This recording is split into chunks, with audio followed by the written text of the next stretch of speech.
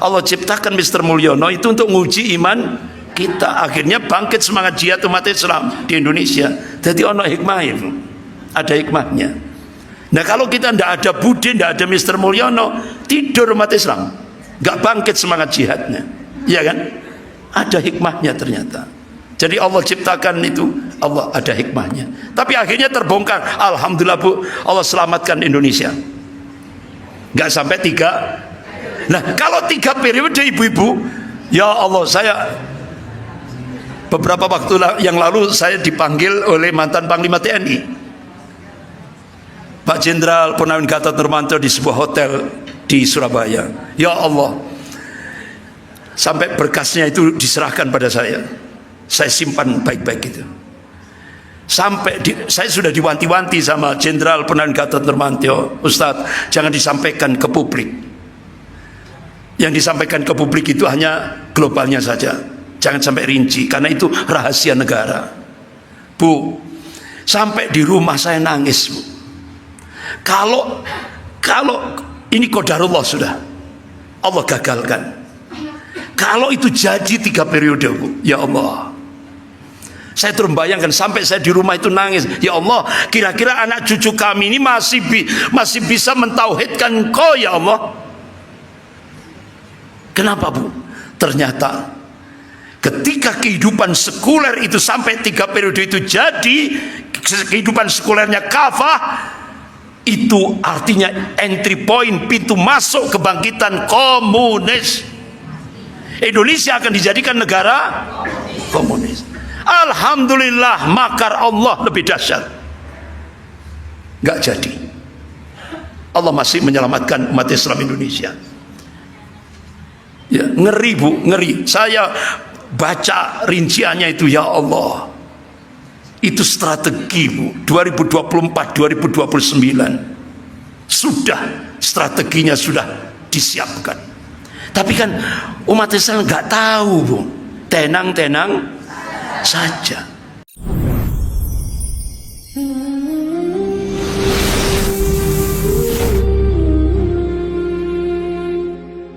Ibu-ibu yang dimuliakan Allah, balik lagi.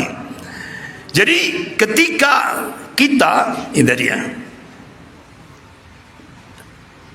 sampai di mana tadi? Oh, bukan mall. Sebelum mall itu, sebelum mall itu tadi.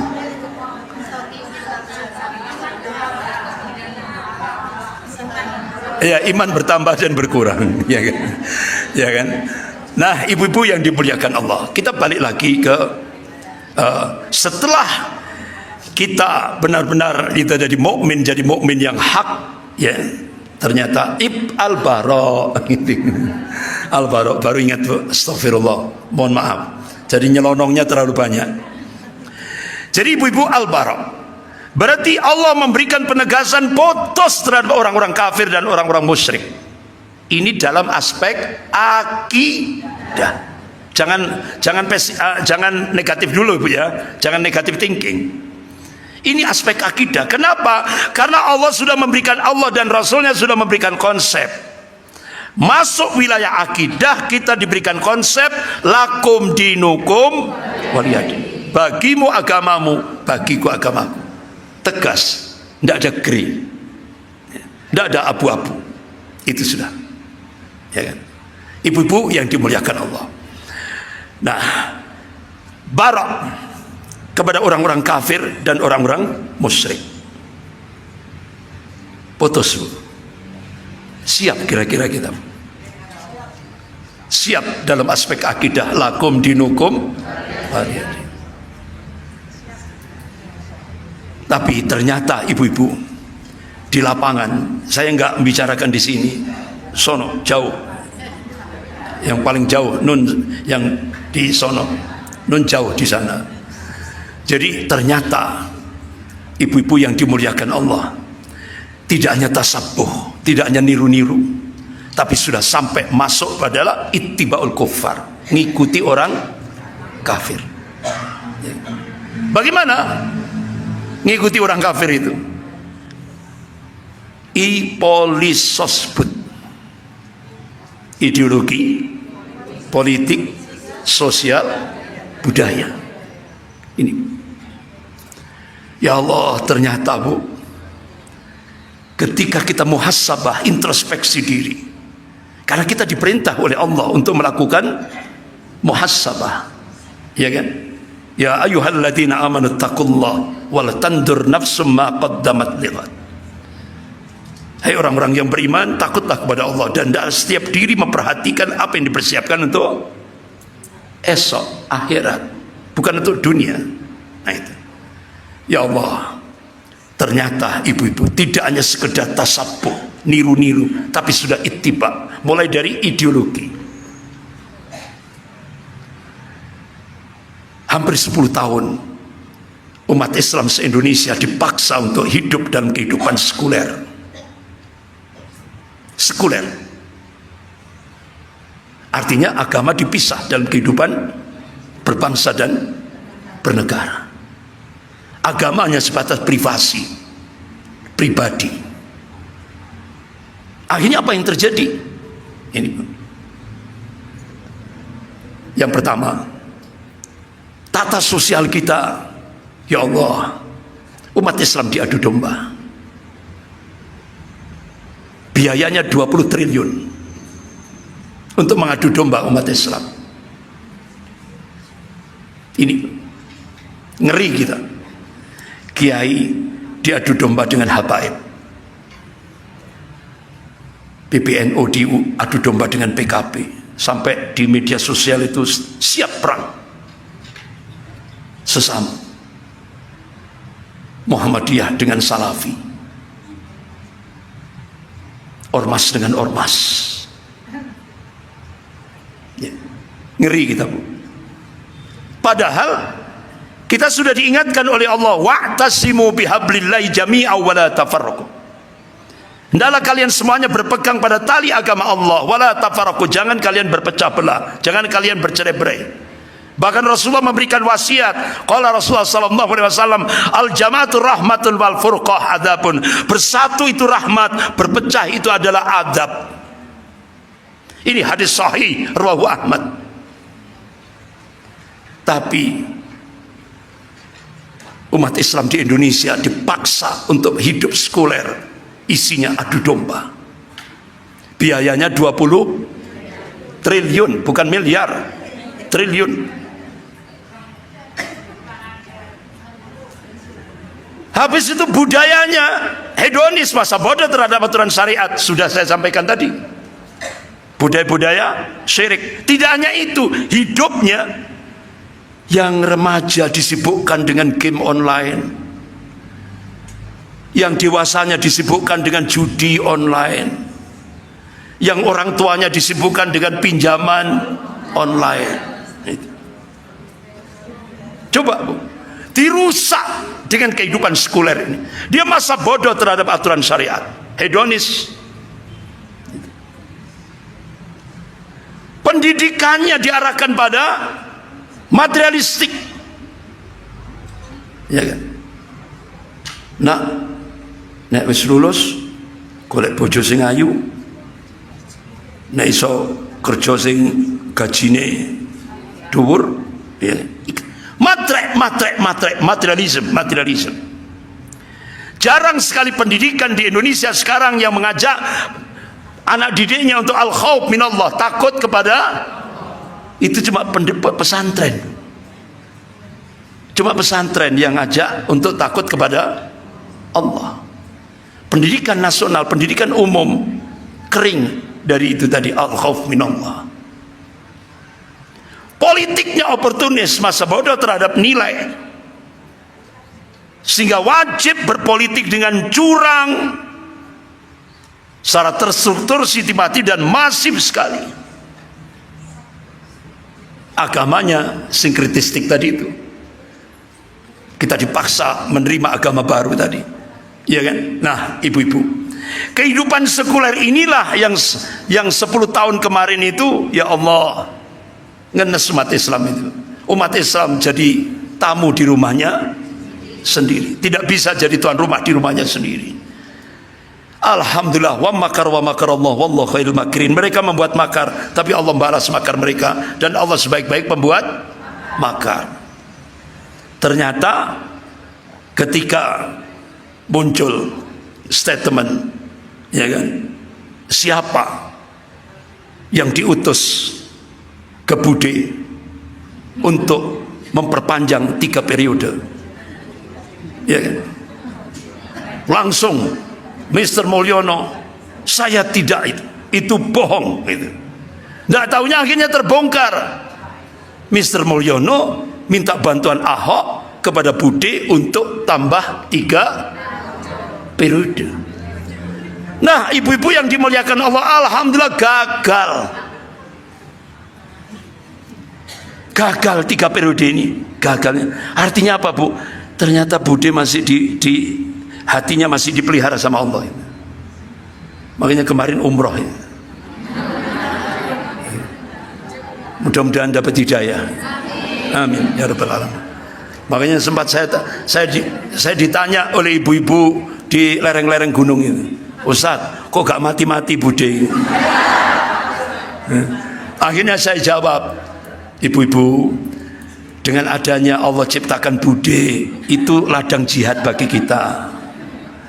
Kalau tidak ada Bude, kita tidak semangat, kita tidur, ya kan? Begitu juga Allah ciptakan Mr. Mulyono itu untuk menguji iman kita. Akhirnya bangkit semangat jihad umat Islam di Indonesia. Jadi ono hikmah itu, ada hikmahnya. Nah, kalau kita tidak ada Bude, tidak ada Mr. Mulyono, tidur umat Islam, nggak bangkit semangat jihadnya, ya kan? Ada hikmahnya ternyata. Jadi Allah ciptakan itu, Allah ada hikmahnya. Tapi akhirnya terbongkar. Alhamdulillah, Bu, Allah selamatkan Indonesia. Nggak sampai 3. Nah, kalau 3 periode, ibu-ibu, ya Allah, saya beberapa waktu yang lalu saya dipanggil oleh mantan Panglima TNI, Pak Jenderal Purnawirawan Gatot Nurmantio, di sebuah hotel di Surabaya. Ya Allah, sampai berkasnya itu diserahkan pada saya simpan baik-baik itu. Sampai saya sudah diwanti-wanti sama Jenderal Purnawirawan Gatot Nurmantio, Ustadz, jangan disampaikan ke publik. Yang disampaikan ke publik itu hanya globalnya saja, jangan sampai rinci, karena itu rahasia negara. Bu, sampai di rumah saya nangis, Bu. Kalau ini qadarullah, sudah Allah gagalkan. Kalau itu jadi 3 periode, Bu, ya Allah, saya terus membayangkan, sampai saya di rumah itu nangis. Ya Allah, kira-kira anak cucu kami ini masih bisa mentauhidkan Engkau, ya Allah. Kenapa, Bu? Ternyata ketika kehidupan sekuler itu sampai 3 periode itu jadi, kehidupan sekulernya kafah, itu artinya entry point, pintu masuk kebangkitan komunis. Indonesia akan dijadikan negara komunis. Alhamdulillah, makar Allah lebih dahsyat. Nggak jadi. Allah masih menyelamatkan umat Islam Indonesia. Ya, ngeri, Bu, ngeri. Saya baca rinciannya itu, ya Allah, itu strategi, Bu. 2024, 2029 sudah strateginya sudah disiapkan. Tapi kan umat Islam nggak tahu, Bu. Tenang-tenang saja. Ini loh. Bahkan sampai ketika saya diundang di Jakarta, itu ada Jenderal Purnawirawan Tiasno Sudarto, ada Jenderal Purnawirawan Sunarko, mantan Danjen Kopassus yang situ kasat tadi ya, mantan Danjen Kopassus, ada Jenderal Purnawirawan Soeharto, mantan Komandan Marinir, ada beberapa jenderal-jenderal saya tidak tahu namanya.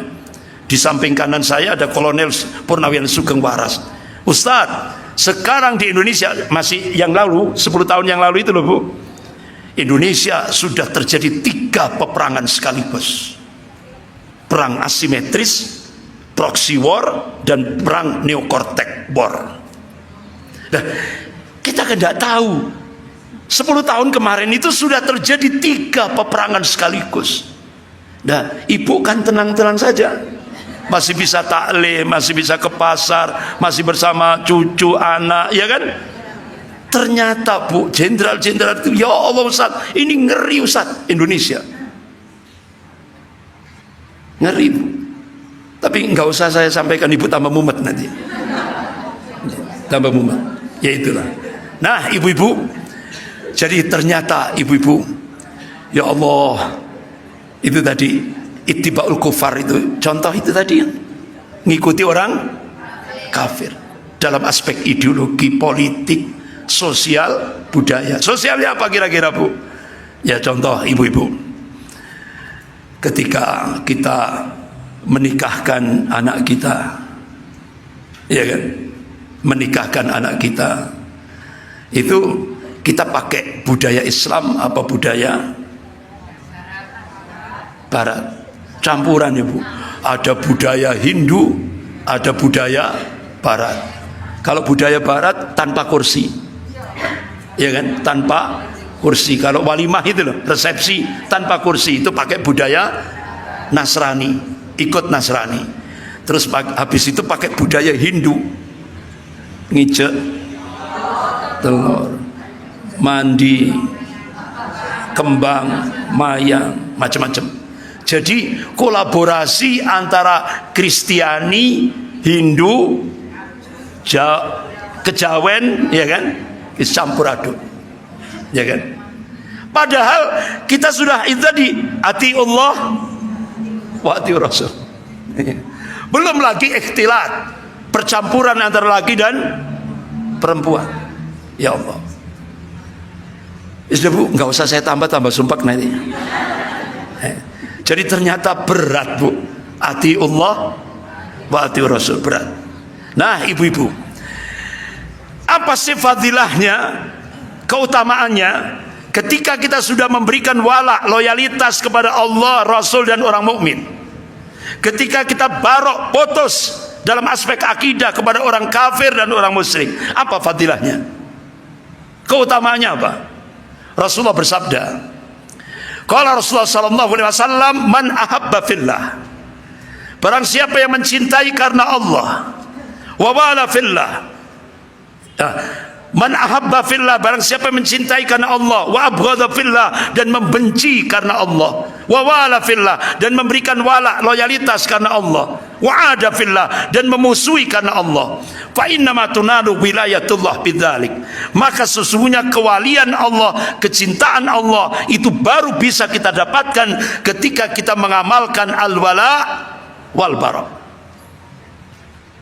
Rasulullah tegaskan lagi, qala Rasulullah sallallahu alaihi wasallam, walan tajid 'abdan ta'mal iman wa in kasarat salatu wa shaumu hatta yakuna kadzalik. Seorang hamba Allah, kata Rasulullah, tidak akan bisa merasakan lezatnya iman, tidak akan bisa merasakan lezatnya iman sekalipun dia banyak sholatnya, banyak puasanya, kata Rasulullah, hingga dia mengamalkan al-wala wal bara, loyalitas dan penolakan. Nah, itu. Loyalitas kita berikan pada Allah, Rasul dan orang mukmin. Penolakan kita kepada orang kafir dan orang musyrik. Ini Bu, inilah inti saripati dari surah Al-Maidah ayat 55 itu. Jadi kita loyal Allah, Rasul dan orang mukmin. Kita tolak, kita berani berkata no dalam aspek akidah terhadap orang kafir dan orang musyrik. Ini Bu. Nah, kalau ini sudah terwujud, itu Bu, fadilahnya kan besar tadi. Kita akan merasakan lezatnya iman. Bahkan sampai ulama-ulama mufassir, ahli-ahli tafsir sampai ngitung Bu, dihitung itu, masya Allah, luar biasanya. Ya mungkin bagi orang yang tidak paham, kok nemen-nemen kok sampai ngitung-ngitung ion opo, kok ngentek-ngentek no waktu. Tapi masya Allah tetap dihitung Bu, oleh ulama-ulama mufassir, ahli tafsir, dihitung. Kenapa? Untuk memantapkan iman kita. Dihitung dalam semua Al-Quran 30 juz itu, yang paling banyak membahas kalimat tauhid itu ranking 1, la ilaha. Itu ayat yang paling banyak di dalam Al-Quran membahas la ilaha illallah. Ranking kedua al-wala wal bara. Loyal dan penolakan. Itu ranking kedua dalam Al-Quran. Berarti itu sesuatu yang penting, ibu-ibu. Nah, ibu-ibu yang dimuliakan Allah, kalau itu sudah kita aplikasikan dalam hidup dan kehidupan ini, al-wala wal bara tadi, Allah berjanji, dan janji Allah pasti. Innallaha la yukhliful mi'at. Allah tidak akan mengingkari janjinya. La tabdila li kalimatillah. Tidak ada perubahan akan kalimah-kalimah Allah. Apa janji Allah? Surah Al-Maidah ayat 56. Al-Maidah ayat 56. Allah berjanji, a'udzubillahi minasyaitonir rajim, wa may yatawallallaha wa rasulahu walladzina amanu fa inna hizballahi humul ghalibun. Barang siapa yang menjadikan Allah, Rasul dan orang mukmin sebagai aulianya, walinya, penolongnya, pemimpinnya, fa inna hizballahi humul ghalibun, maka golongan Allah lah yang pasti akan diberikan al-ghalibun. Kalangan mufassir, ahli tafsir menafsirkan al-ghalibun itu kemenangan yang hakiki. Apa kemenangan yang hakiki itu? Di dunia dimuliakan oleh Allah, di akhirat jannah, surganya Allah Subhanahu wa taala. Itu kemenangan yang hakiki. Jadi ibu-ibu yang dimuliakan Allah, surah Al-Maidah ayat 55 sampai 56 ini benar-benar ini masuk wilayah akidah. Karena akidah itu tauqifiyah, sesuatu yang harus ditetapkan dengan dalil Al-Quran dan As-Sunnah. Berbeda kalau muamalah. Kalau muamalah, Islam itu rahmatan lil alamin, rahmat bagi seluruh alam. Contoh ibu-ibu, kalau di depan kita ada kecelakaan dor gitu ya, bagaimana konsep Islam? Tolong, nggak perlu tanya agamamu apa, nggak perlu, langsung tolong. Itulah Islam. Itu Islam itu rahmatan lil alamin.